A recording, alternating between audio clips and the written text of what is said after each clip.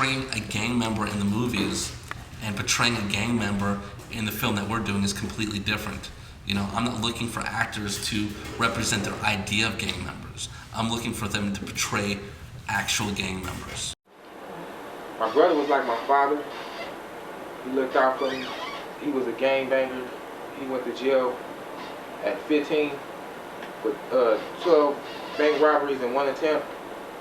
Then he did like 5 or 6 years, came out, changed his whole life around.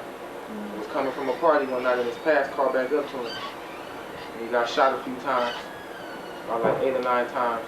And he hid up under a car, but he lost too much blood and couldn't get up. And then he was killed. The beginning stages, I mean, it was anger, you know, I blasphemed, you know, but then I just got over it. And I kind of felt sometimes he wasn't happy here no way. So, you know, it's cool. The only thing that it really had an effect on me was my little brother. My little brother lost it. And he flipped out and started doing all kind of stuff. He's in jail now. So it's like I lost 2 brothers in the same year. And you were never affiliated with the gang? Yeah, I gangbanged. You gangbanged? And I still do you still? Well, I still do, but you know what I'm saying, I'm trying to get myself correct. I'm trying to, you know what I'm saying, stay focused and stay legit. What were you in jail for? For assault with a deadly weapon. Wow. But it wasn't a gun, no. It wasn't a gun? No. It was a crowbar. Yeah. And what happened to the person you assaulted?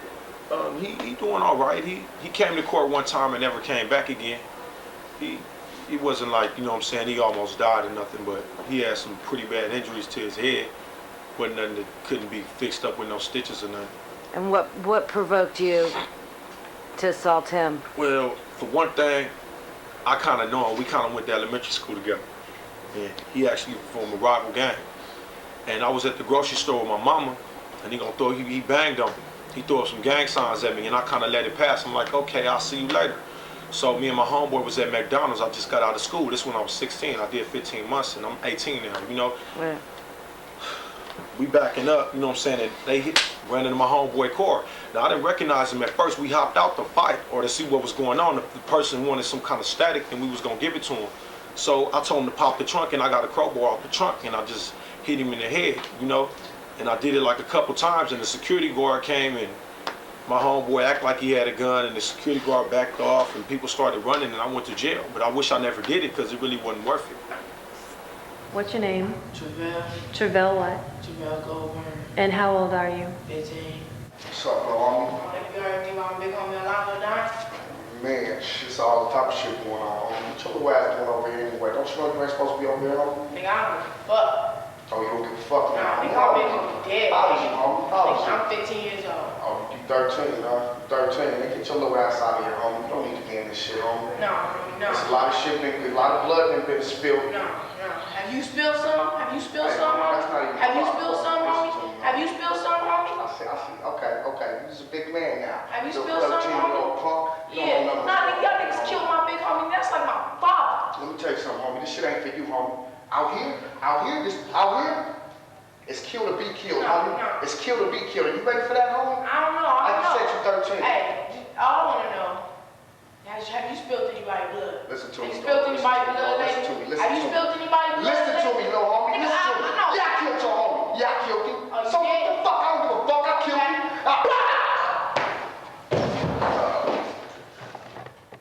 There's levels to the film of shooting this type of film and shooting in the community that, you know, you wouldn't have to deal with another film. It's like another film, you know, you just go and get your permit and you do what you gotta do and you set up on the block and you shoot. But it was really important for us to get the support of the community.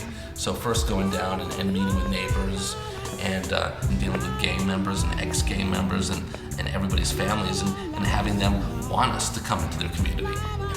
Yeah, I feel safe. It's again, you know, part of the film is showing people that South Central isn't some bombed out, you know, community that's like, you know, Beirut. Yes, you pick up the paper and there's killings going on and there's murders and there's violence, but you can drive down the street. We drive down the streets every day and walk into people's houses that we've never been into and meet strangers that are gang members or gang affiliated, and it's like, you know, these people are human beings just like anybody else. Because that's the reality, Adam. That's the reality. The Crips outnumber Bloods almost 3-1. That's the reality. I understand that, and I think that it would be interesting in the film to do it about the minority, do it about the guys that are outnumbered. You know what I'm saying? Why? Because it hasn't been done, and it brings a certain sense of more conflict into the film. It's like you're dealing with guys. I mean, in Boys in the Hood, it's Crips. In Menace to Society, it's obviously Crips. You know, we're not saying that one's better than the other. We're not saying these are the heroes and these are the bad guys. You know, it's just portraying it. Secondly, as a filmmaker, I like the color red better. I think it's a more interesting color to look at. Now, this is something that we need to sit down. I've been prepared from the very start to say, okay, if politically we have to make it a Crip set for some reason and not make it a Blood set, we've got to deal with that. Just as a filmmaker telling this story, you know, my preference would be to make it a Blood set. But if we can't roll that way, we can't roll that way. The level of my being able to walk through Watts is unrestricted. Where we can control an environment like shooting on a set, now that's limited. Right. To where I can walk to you and say, you fine. In the Nickersons, we may have a relationship, but we don't know everybody in the Nickersons. Somebody might not be with that relationship. Everybody in the Jordan Downs can be in that relationship because this is my family, my friends, my cousins, my people. Now, as we move out of that, the further we move away from that solid block of security, the further you move away, the more chances, the possibility of something happening. Nothing has changed from our first conversation. You just gotta let me take you to the places where I know it's cool. The other thing that's come since we talked last is the war. It's on, brother. Right. That is That something. shit wasn't going down when you first came in my office. Right. It's going down. And we knew How many that shootings you had in protection 10? Yeah, in 10 days you had 30 shootings. That has changed this shit dramatically. I mean, Even our ballers can't control all this shit. These young cats are hot. The inside players in jail done put the word down. Killing a nigga inside. I'm gonna say it straight up in the mixed room. I don't care. You know what I mean? And it's coming back. The brothers are saying, well, fuck it. Then it's on too. We ain't finna die like rats. We're finna die like a man. So they going back too. So where it would be, numbers would be intimidating. These brothers saying, fuck it, it's on. They had 6 shooters of Latinos over in Long Beach. That's when we knew it was on, because the brothers ain't just bound down to the number. They pulled up to a hamburger stand. They smoked 6 of them. Fuck it. Y'all wanna fight? Let's go.